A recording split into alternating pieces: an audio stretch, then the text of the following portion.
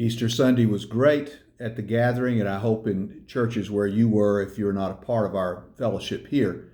But Easter Sunday was wonderful because we were able to get together again. And we did it safely, but last Easter was the first Easter I believe that I've not been to church, and probably in my life. So it was good to connect and be together. It was a very high and holy day. So, what we'll talk about Sunday, and what I want you to think about this week, is to look in the Gospel of John, in chapter 20 and 21. You'll find the resurrection narratives there, mostly of where Jesus appeared to other people. And the context of that is good to remember that Sunday for the Jewish world was really Monday. It was the first day of the week. The holy day, the Sabbath, had just passed. And so these folks went back to their routine on Sunday. We kind of see that a little differently in a world where Sunday has become Resurrection Day, where we gather to remember. In our culture, if you're Christian, that is a huge day to stop and celebrate and worship. It's an unusual day. Even if you're not a Christian in this culture, some of the things on Sunday still are weekend, they are rest, they are change for many people. Not so in this world. So when Jesus rose from the tomb, we're going to think about specifically John 21, 1 through 19, and we'll look at that. But he made all kinds of appearances.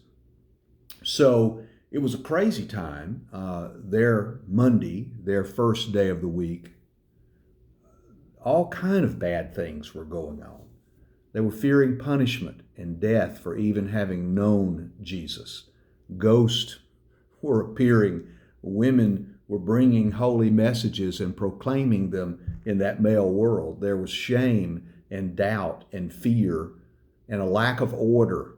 Jesus had been in charge and he was gone.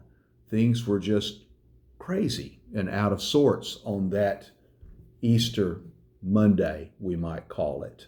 So we'll think a little bit on Sunday about those texts and how it really is that Jesus does some of his best work on Monday, on the day after the holy day.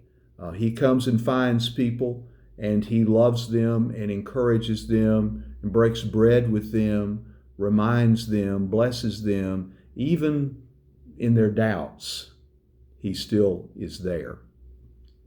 I hope you'll think about that. We live in a world of Mondays, really. Sunday is surreal in the sense that it is different, and Easter Sunday for sure. I don't know about in your church, but we had the best crowd I've ever seen in this church, and I've only been here since May and the time of COVID, so it was very encouraging to see this many people.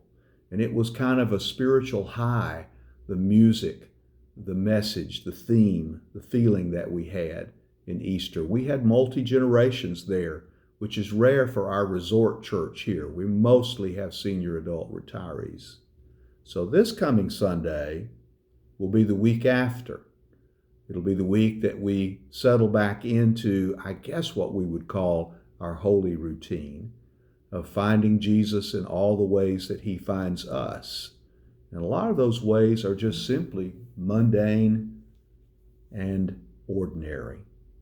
What are the ordinary challenges that came back to us after Easter? What are we still facing in our life that's not high and lifted up, but that can be low? This is called Low Sunday. And it had to do with the Easter feast being such a high and holy moment in the church.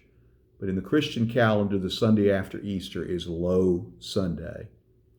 Jesus, I would suggest, finds us most of all in those low Sundays and Mondays and Tuesdays. God bless you as you read those narratives in John, as you think about all the ways Jesus comes to us and finds us, and in the ways that sometimes we experience our own highs and lows, how we might reach out for him. Blessings in the week ahead.